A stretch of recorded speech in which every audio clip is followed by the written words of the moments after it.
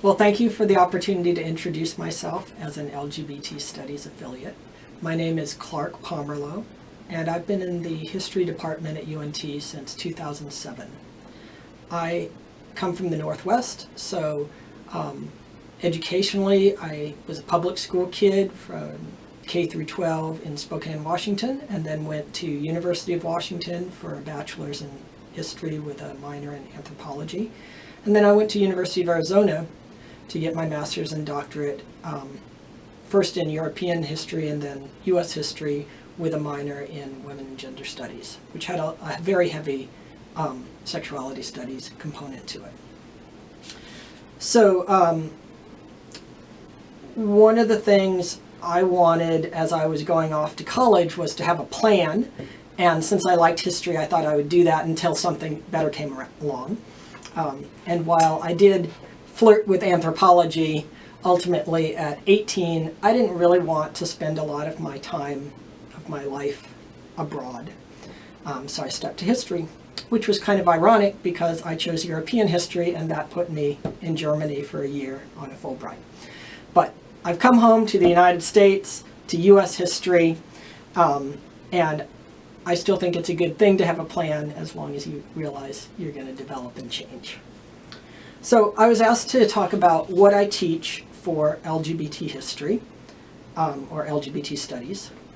And I basically have 3 courses. I teach the history of sexualities, U.S. women and gender history since 1900, and gender, race, class, and policy since World War II.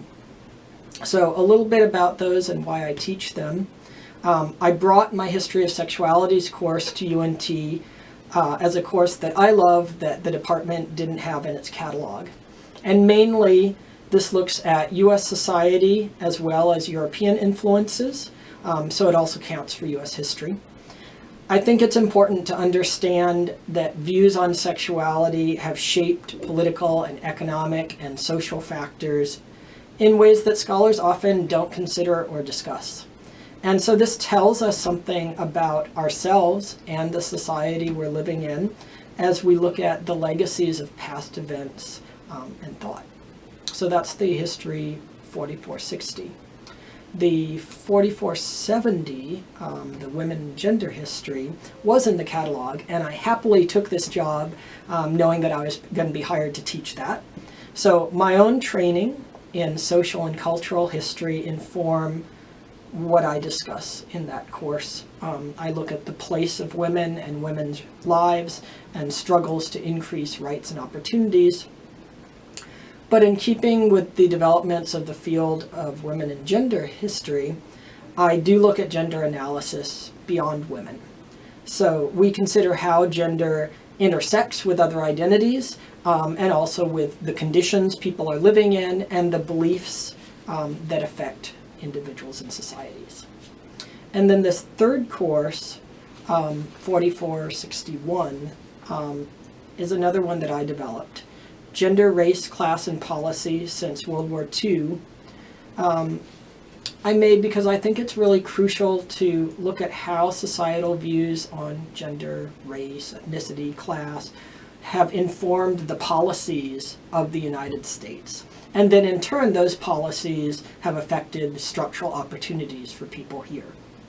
So to me, this is a really important context for understanding sexuality because it fits sexuality into that broader framework.